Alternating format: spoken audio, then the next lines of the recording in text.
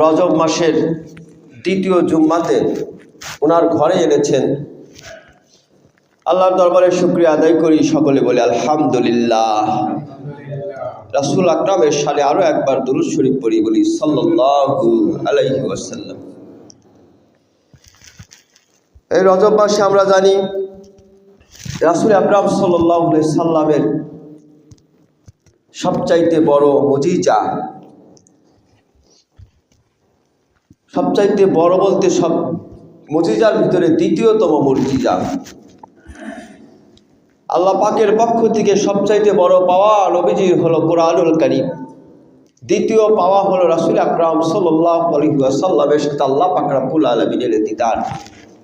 সুবহানাল্লাহি ওয়া বিহামদিহি। সেটা আমাদের নবীজির হয়েছে।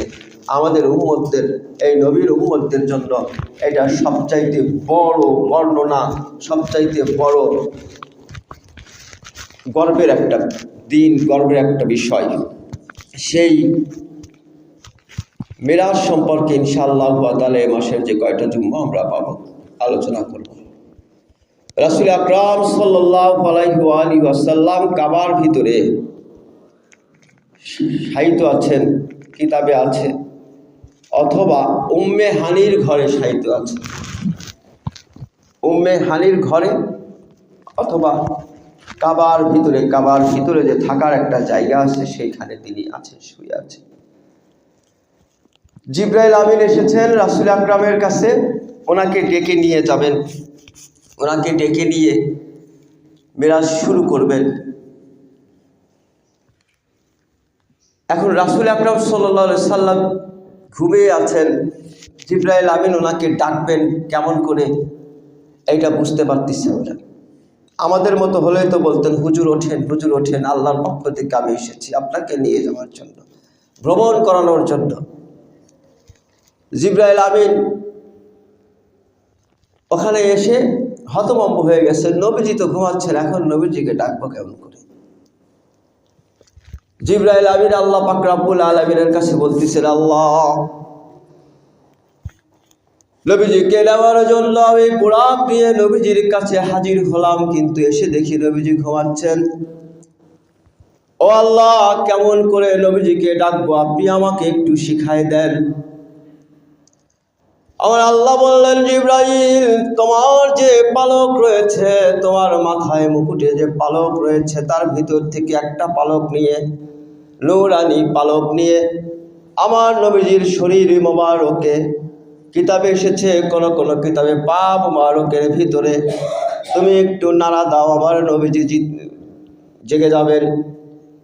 অন্য বর্ণনায় এসেছে রাসূল আকরাম সাল্লাল্লাহু আলাইহি ওয়াসাল্লামকে জাগানোর জন্য আল্লাহ পাক জিবরাইলকে নির্দেশ দিলেন, ও জিবরাইল, তুমি তোমার মুখ দিয়ে আমার হাবিব সাল্লাল্লাহু আলাইহি ওয়াসাল্লাম না জাগা পর্যন্ত তুমি তোমার মুখ দিয়ে আমার হাবিবের পা মুবারকের উপরে চুমু খাও, চুমু দিতেই থাকো যত পর্যন্ত আমার হাবিব মুস্তাফা জেগে না যায়।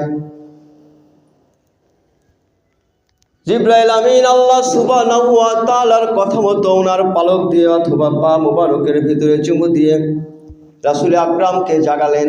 জাগানোর পরে সালাম দিলেন, আসসালামু আলাইকুম ইয়া রাসূলুল্লাহ, আল্লাহ সুবহানাহু ওয়া তাআলা আমাকে বুরাককে পাঠিয়েছেন আপনাকে ভ্রমণ করানোর জন্য। রাসূল আকরাম কথাটা শুনলেন, আল্লাহর কাছে ভ্রমণ করব আমি, এটা কত শান্তির আর কত আনন্দের আর কত মর্যাদার একটা বিষয়। রাসূল আকরাম সাল্লাল্লাহু আলাইহি সাল্লাম আনন্দিত হয়ে গেলেন।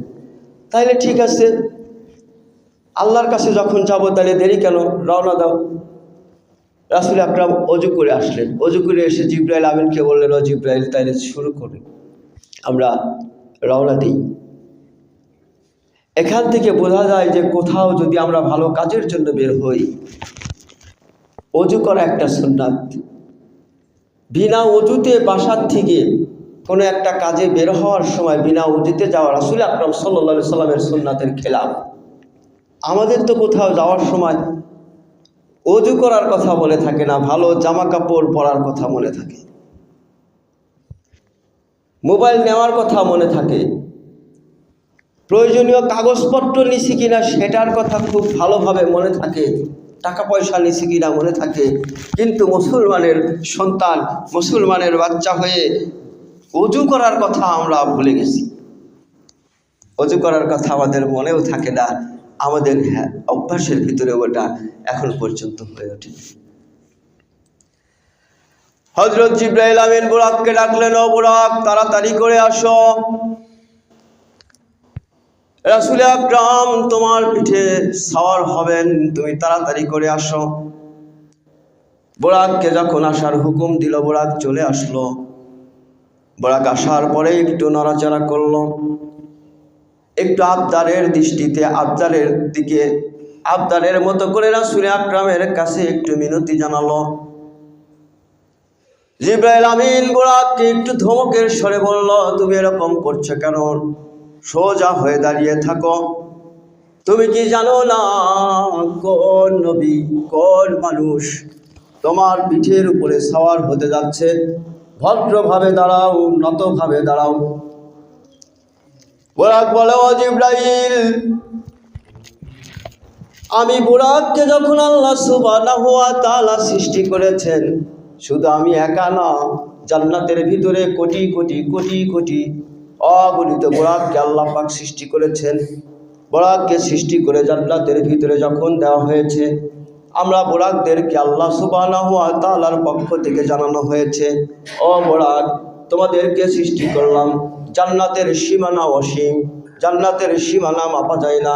জান্নাতি যে সমস্ত বান্দাবান্দি জান্নাতি হবে, এই সমস্ত বান্দাবান্দিরা তোমাদের পিঠে চড়ে জান্নাতটা ভ্রমণ করে দেখবে। আমরা তখন বুরাকেরা খুবই আনন্দিত হয়েছিলাম। আল্লাহ সুবহানাহু ওয়া তাআলার পক্ষ থেকে আমাদের আনন্দিত হওয়া দেখে আর একটা সুসংবাদ আসলো, ও বুরাক, কত আনন্দিত হয়ে না, আরো একটা খুশির সংবাদ তোমাদের জন্য রয়েছে। আমরা তখন আবার থেমে গেলাম। এর চেয়ে বড় খুশির সংবাদ কি? জান্নাতি বান্দাবান্দিদেরকে নিয়ে আমরা সওয়ার হব, এর চেয়ে বড় খুশির সংবাদ কি হতে পারে? আমরা আল্লাহর পক্ষ থেকে সেই সংবাদটা জানার জন্য আগ্রহ নিয়ে বসে থাকলাম। আমার আল্লাহ সুবহানাহু ওয়া তাআলা বললেন, আখিরি জামানার নবী হবেন, সেই নবীকে দুনিয়া থেকে আমি আল্লাহর দিদারের জন্য মিরাজ করাবো। ওই মিরাজের জন্য তোমাদের বুরাকদের ভিতর থেকে একটা বুরাককে আমি সিলেক্ট করব। সেই বুরাকের পিঠে চড়ে আখিরি নবী রাহমাতুল লিল আলামিন দুনিয়া থেকে সপ্তম আসমান সিদরাতুল মুনতাহা পার হয়ে লা মাকান পর্যন্ত পৌঁছে যাবেন। ও জিবরাইল, সেদিন থেকে আমরা প্রত্যেকটা বুরাক প্রতি মুহূর্তে আল্লাহ সুবহানাহু ওয়া তাআলার কাছে ফরিয়াদ করেছি, ইয়া রাব্বুল আলামিন, রাসূল আকরামকে যে সওয়ার করবে বুরাকটা যেন আমি বুরাক হই। আল্লাহ সুবহানাহু ওয়া তাআলা আমার দোয়া কবুল করেছেন, আমাকে মনোনীত করেছেন, আমি নবীজিকে নিতে এসেছি। তুমি জিবরাইল কি বলো, এই নবীকে চিনি নাকি আমি? জিবরাইল তো ধমক দিয়েছিল, চেনো না এটাকে? বুরাক বলতেছে, আমি চিনি না মানে? ওনার জন্য জন্মের পর থেকে আল্লাহর কাছে ফরিয়াদ করেছি, আপনি আমাকে বলতেছেন যে আমি চিনি না? জিবরাইল আমিন বলে, চেনো তো এরকম করছো কেন? নরম হও, ওনাকে সওয়ার করে নিয়ে যাও, পিঠে চড়াও। বলে, জিবরাইল, আমি রাসূল আকরামের কাছে একটা ফরিয়াদ করতে চাই, একটা আরজি ওনার কাছে জানাতে চাই। ঠিক আছে, তাহলে জানাও। রাসূল আকরাম কাছে বুরাক বলতেছে, ইয়া রাসূলুল্লাহ, আল্লাহ পাক রব্বুল আলামিন তো বলেছেন জান্নাতি বান্দাবান্দিদের সওয়ার হবে হলো বুরাক। বুরাকে চড়ে সব জান্নাতি বান্দাবান্দিরা এক জায়গা থেকে আরেক জায়গাতে যাবে। বুরাকের গতি কত জানেন? বুরাকের গতি হলো একটা চোখের পলক ফেলবেন, দৃষ্টি যতদূর যায়, ফাঁকা জমিন দৃষ্টি যতদূর যায়, একটা চোখের পলক ফেলবেন, বুরাক একটা কদম দেয় অত জোরে। হযরত জিবরাইল আমিন একদিন আল্লাহ পাক রব্বুল আলামিনের কাছে পূর্ণ শক্তি চাইলেন যে আমি জান্নাতটা ঘুরে দেখব। আমার আল্লাহ বললেন, ঠিক আছে, তোমার ৬,০০০ ডানা আছে। জিবরাইল আমিন আমার একটা ডানা যদি খরচ করে, তিনি যেখানে থাকেন জিবরাইল আমিনের যেখানে থাকার জায়গা সেখান থেকে নবীজির কাছে অর্থাৎ পৃথিবীতে আসতে জিবরাইল আমিনের একটা ডানা খরচ করার প্রয়োজন হয়। একটা ঝাপটা মারলেই তিনি ওখান থেকে এই জমিনে চলে আসেন। সুবহানাল্লাহ। এত গতিসম্পন্ন তিনি। সেই জিবরাইল আমিন বললেন, জান্নাতটা কত বড় ইয়া রব, আমি একটু দেখতে চাই, আমাকে একটু দেখান, আমি একটু দেখতে চাই, আপনি অনুমতি দিলেন। জিবরাইলের কাছে জিবরাইলের কাছে আল্লাহ সুবহানাহু ওয়া তাআলা বললেন, তুমি তো জান্নাত দেখে কি শেষ করতে পারবা না। অনুমতি চাইলেন, অনুমতি দেওয়া হলো। জিবরাইল আমিন ওনার সমস্ত ডানা খরচ করে, শক্তি যত ছিল সমস্ত শক্তি খরচ করে তিনি রওনা দিলেন, জান্নাত দেখবেন ঘুরে ঘুরে। কিন্তু অবশেষে কি হলো, জিবরাইল আমিন একসময় থেমে গেলেন। আল্লাহ পাক রব্বুল আলামিনের কাছে বলে, ইয়া রব, আমার আর শক্তি নেই, আমি আর পাচ্ছি না। কেন, তুমি কত দূর গেছো জান্নাতে? বলে, ইয়া রব, আমি একটা গাছের শুরু থেকে শুরু করেছিলাম, ওই গাছের ছায়া পর্যন্ত এখন পর্যন্ত শেষ করতে পারলাম না। একটা মাত্র গাছ, জান্নাতের একটা মাত্র গাছের ছায়ার শুরু থেকে আমি শুরু করেছিলাম জান্নাত দেখা, কিন্তু শেষ পর্যন্ত ওই গাছের ছায়ায় আমি শেষ করতে পারলাম। তো রব, আমার জান্নাত দেখা হয়ে গেছে। তো জিবরাইল আমিন আল্লাহ পাক রব্বুল আলামিনের কাছে বললেন, ইয়া রব, আমি জিবরাইল এত গতিসম্পন্ন একজন মানুষ, একজন ফেরেশতা, এই তো জান্নাত শেষ করতে পারলাম না, একটা গাছই শেষ করতে পারলাম না, আপনার বান্দারা এত বড় জান্নাত ঘুরে দেখবে কেমন করে? আল্লাহ পাক রব্বুল আলামিন জিবরাইল আমিনকে বললেন, জিবরাইল যাও, আবু বকরের কাছে যাও, আবু বকরকে ডেকে বলো, আবু বকর, তুমি তো মুহাম্মাদুর রাসূলুল্লাহ সাল্লাল্লাহু আলাইহি ওয়াসাল্লামের 1 নম্বর লোক। তুমি জিবরাইল আবু বকরের কাছে তোমার রূপ ধরে যাবে না, তুমি মানুষের রূপ ধরে যাবে। আবু বকর যেন তোমাকে দেখে প্রথমে চিনতে না পারে, দেখেই যেন চিনতে না পারে। জিবরাইল আমিন আল্লাহর কথা মতো মানুষের রূপ ধরে আবু বকর ইবনে কুয়াফা রাদিয়াল্লাহু তাআলা আনহুর কাছে এসে বলল, ও জিবরাইল, ও আবু বকর, আমাকে একটু বলো তো জিবরাইল আমিন এখন কোথায় রয়েছে? আবু বকর রাদিয়াল্লাহু তাআলা আনহু জিবরাইল আমিনের এই কথা শুনে একবার চোখ বন্ধ করলেন, চোখ বন্ধ করে চোখ খুলে বললেন, তুমি জিবরাইল? জিবরাইল অবাক হয়ে গিয়ে জিজ্ঞাসা করলেন, ও ভাই আবু বকর, আমি জিবরাইল, এটা ঠিক আছে, তুমি বুঝলে কেমন করে? বলে, তুমি যখন আমাকে জানতে চেয়েছো জিবরাইল আমিন কোথায়, আমি চোখ বন্ধ করেছি, আল্লাহর গোটা জগৎ আমি দেখে ফেলেছি। গোটা জগতের কোথাও যখন জিবরাইলকে পেলাম না, তখন তোমার দিকে খেয়াল করলাম, তোমার দিকে খেয়াল করে দেখলাম তুমি জিবরাইল আমার সামনে দাঁড়িয়ে আছো। জিবরাইল আমিন ওখান থেকে ঘুরে এসে আল্লাহ পাক রব্বুল আলামিনের কাছে যখন হাজির হলেন, আল্লাহ বললেন, ও জিবরাইল, তুমি কি জানতে চাও আমার বান্দা বান্দি যারা জান্নাতে যাবে তারা জান্নাত কেমন করে ঘুরবে? ওই প্রশ্নটা এখনো কি তুমি আমার কাছে জানতে চাও নাকি? জিবরাইল আমিন বললেন, না রব, আমার জানা হয়ে গেছে। আপনার এক বান্দা চোখ বন্ধ করে যদি গোটা জগৎ দেখতে পারে, বাবদ আপনার জান্নাতি বান্দা বান্দীদের কত বড় ক্ষমতা, কত বড় ইজ্জত, সম্মান, শান, শওকত হবে, আমি জিবরাইল জেনে গেছি। বরাক বলল, ও জিবরাইল, রাসূল আকরামের কাছে আমি ফরিয়াদ করতে চাই, একটা আরজি জানাতে চাই। নবীজি বললেন, হ্যাঁ বুরাক, তুমি আমার কাছে একটা আরজি বলো, কি তোমার চাওয়া? বলে, ইয়া রাসূলুল্লাহ, আল্লাহ সুবহানাহু ওয়া তাআলা আমাদেরকে বলে দিয়েছেন বুরাক সৃষ্টি করার পরে জান্নাতি বান্দা বান্দি নাকি বুরাকে চলে জান্নাত সওয়ার করবে, জান্নাত ঘুরে ঘুরে দেখবে। ইয়া বাবু, তারপর থেকেই আমরা খুবই আনন্দিত। মাবুদ, ইয়া রাসূলুল্লাহ, আপনার কাছে আমি আরজি করি, মিনতি করি, রাসূল, জান্নাতে যখন আপনি চলে যাবেন, জান্নাতের প্রত্যেকটা বোরাক একটা করে জান্নাতি মানুষ পাবে। ইয়া রাসূলুল্লাহ, আপনি দয়া করে আল্লাহ পাক রব্বুল আলামিনের কাছে একটু আরজি জানান, জান্নাতে আমি যে মানুষটি পাবো ওই মানুষটি যেন আপনি রাসূল মুহাম্মাদুর রাসূলুল্লাহ। পশুও চেনে আমার নবীজিকে, পশুও চেনে, দুনিয়ার সমস্ত জীবজন্তু আমার নবীজিকে চেনে। আমরা শুধু মানুষেরা নবীজিকে চিনতে পারলাম না। দুনিয়ার যত পশু রয়েছে, যত জীব রয়েছে, আপনারা তো সব জানেন, বনের হরিণ পর্যন্ত রাসূল আকরাম সাল্লাল্লাহু আলাইহি সাল্লামকে চিনতে পেরেছিল, চেনে নাই? বলেন, চেনে নাই? গাছ পর্যন্ত নবীজিকে চিনেছিল, চেনে নাই? গাছকে বলেন নাই রাসূল আকরাম, ও গাছ তুমি চলে আসো, গাছ চলে আসে নাই? গাছ তো চলে এসেছিল। গাছ একাই ডানে বামে মোচার দিয়ে শিকড় ছিঁড়ে, নিজের শিকড় ছিঁড়ে নবীজি ডেকেছেন। শিকড় মানে আমার একটা হাত, এই হাতটাকে ছিঁড়ে পা যেখান থেকে মাটির সাথে সংযোগ আছে সেখান থেকে ছিঁড়ে, আপনি কি ওই শিকড় ছেঁড়াকে শিকড় ছেঁড়া মনে করছেন? একটা গাছের শিকড়ে যখন কোপ দেন, গাছ কি ব্যথা পায় না? পাইতো। ওটা মানুষের জন্য হালাল করে দিয়েছেন আল্লাহ, মানুষের জন্য রাইট করে দিয়েছেন, তাই আমরা কাটি, আমাদের গুনাহ হয় না, কিন্তু ও তো কষ্ট পায়। একটা পশু যখন জব করি সে কষ্ট পায় না? ওটা আমাদের জন্য হালাল করে দিয়েছেন দেখেই ওই কষ্টের কারণে আমাদের গুনাহ হয় না। ওই কষ্ট পাওয়ার কারণে আল্লাহ সুবহানাহু ওয়া তাআলা ওই পশুদেরকে একজন নিষ্পাপ হিসেবে কবুল করেছেন।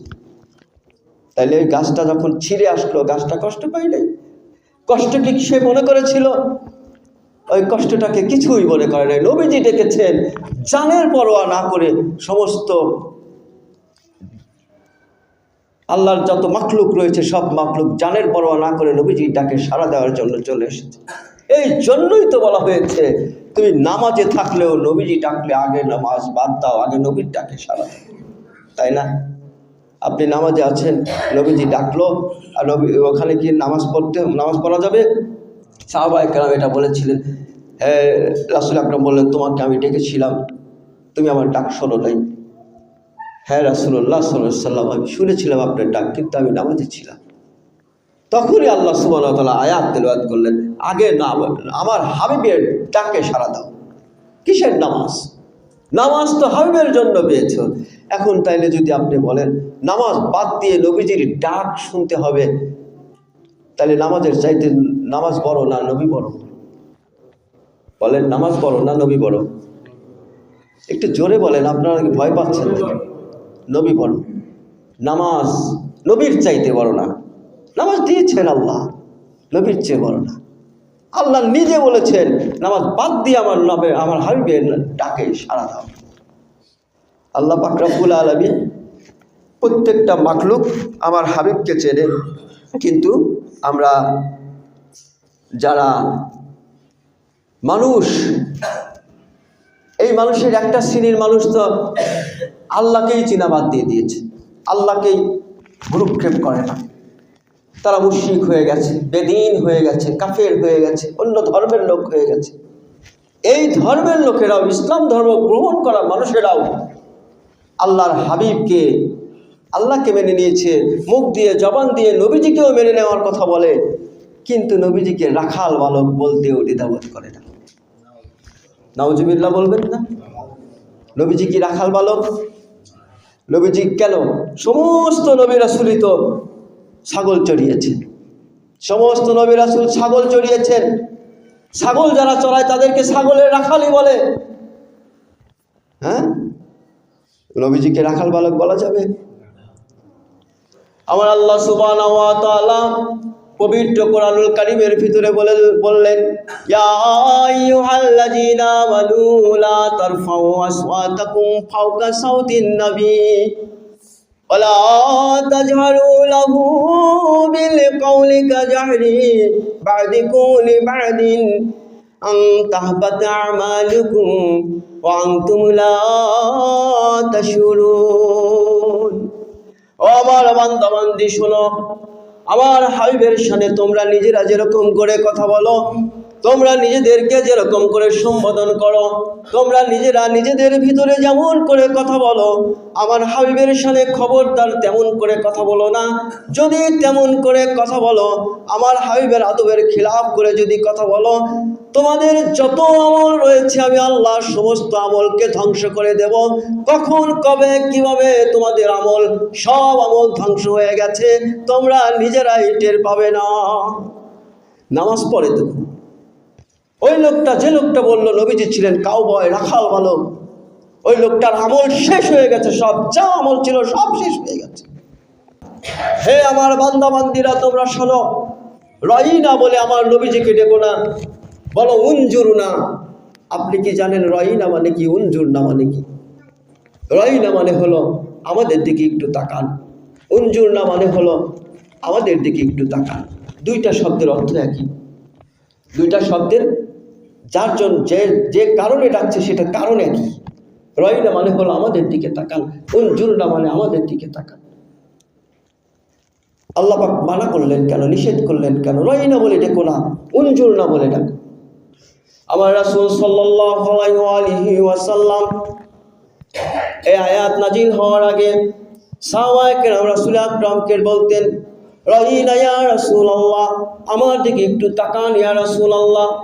আপনার এই কথাটা আমি বুঝতে পারি নাই, আপনি যে কথাটা বলেছেন সেই কথাটা বুঝতে পারি নাই। রয়িনা ইয়া রাসূলুল্লাহ, আমার দিকে একটু তাকান ইয়া রাসূলুল্লাহ, আমার কথা একটু শোনেন, আমাকে একটু আরেকবার বোঝান। ইহুদিরা এই কথাটা নিয়ে একটা সুযোগ পেয়ে গেল। মদিনার ইহুদিরা রয়িনা বলে ডাকতে হলো রাখাল বালককে, ছাগল যারা চলাতো কিংবা নিজের বাড়িতে যারা অধস্তন থাকতো তাদেরকে রয়িনা বলে ডাকতো। এই ডাকটা একটু ধমকের সুর, একটু লাঞ্ছিত ডাক, ওরা ডাকতো, ইহুদিরা ডাকতো, মুসলমানেরা না, ইহুদিরা ডাকতো। যদি নিম্ন স্তরের কোনো লোককে ডাকা হতো, রয়িনা আমার দিকে আসো, এদিকে আসো, শোনো, ধমকের স্বর একটু থাকতো। রয়িনা শব্দের অর্থটা ওরা এভাবে ব্যবহার করতো। আকরাম সাল্লাল্লাহু আলাইহি ওয়াসাল্লামের সামনে বেয়াদবিমূলক শব্দ ব্যবহার করে তারা তাদের আমলগুলোকে নষ্ট করছে। ওই সমস্ত মানুষদের কথা মতো চলে, তাদের কথা শুনে, তাদের আকীদাগ্রস্ত হয়ে যে সমস্ত মুমিন ভাইরা চলছে বা চলবে, আগামী দিন তাদের সমস্ত আমলগুলো ওই আল্লাহ সুবহানাহু ওয়া তাআলা কখন যে বিনষ্ট করে দিচ্ছেন, নষ্ট করে দিচ্ছেন, ওই সমস্ত মানুষগুলো কিছুই জানতে পারছে না। নামাজ যতই পড়ুক, রোজা যতই করি আমরা না কেন, রাসূল আকরাম সাল্লাল্লাহু আলাইহি ওয়াসাল্লামের এক রক্তি আদবের খিলাফ হয়, এরকম কাজ করার সঙ্গে সঙ্গে আমাদের সকলের আমল আল্লাহ সুবহানাহু ওয়া তাআলা একেবারে আগুন দিয়ে জ্বালায় পুরাই শেষ করার মতো করে শেষ করে দিবেন। আমরা সকলে বলি নাউজুবিল্লাহ।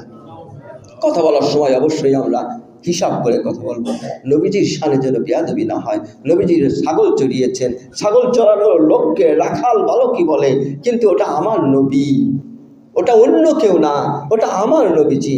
আমার নবীজি ছাগল চড়িয়েছেন, কিন্তু না, আমরা বলবো ছাগল চড়ান নাই, তিনি ছাগলের রাখাল না, তিনি ওনার মূল্যবান সময় ছাগলের পিছনে ব্যয় করেছেন। সুবহানাল্লাহ। আমার নবীজি বিয়ে করেছেন, আমরা যেরকম বিয়ে করেছি সেরকম বিয়ে এরকম মিলাবো, মিলালেই সব আমল বাতিল। আমার নবীজি বাজারে গিয়েছেন, আমরা যেরকম বাজারে যাই এরকম মিলাবো, মিলালেই সব আমল বাতিল, আদবের খিলাফ হবে। আমরা বাজারে গিয়েছি, নবীজি বাজারে গিয়েছেন ঠিকই, বাজারে কেমন করে ঘুরতে হবে, ফিরতে হবে, চলতে হবে, কথা বলতে হবে, মানুষদেরকে শিক্ষা দেওয়ার জন্য বাজারে গিয়েছেন। বিয়ে করেছেন, বিয়ে করতে হবে, কিভাবে বিয়ে করতে হবে, নবীজির সমস্ত কিছুই হলো উসাতুন হাসানা। নবীজির সমস্ত কিছুই আমাদের জন্য একটা জীবন চলার জন্য একটা গাইড। ওনার সাথে আমাদের জীবনকে, আমাদের মতো, আমাদের লাইনকে, আমাদের জীবনকে, আমাদের রকম বলা একেবারে আমাদের সমস্ত আমল বরবাদ হয়ে দেওয়ার মধ্যে একটা